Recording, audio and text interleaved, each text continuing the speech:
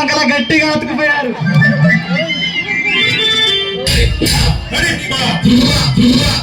ఇక లాభం లేదు.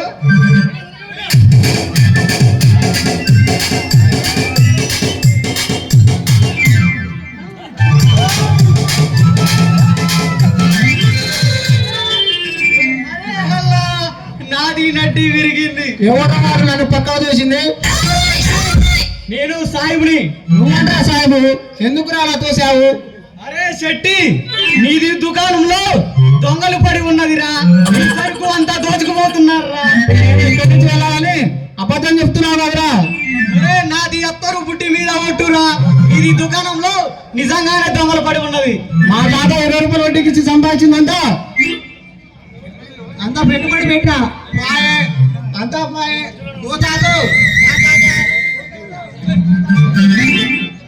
అరే హల్లా, ఈ శెట్టి గాని బయటికి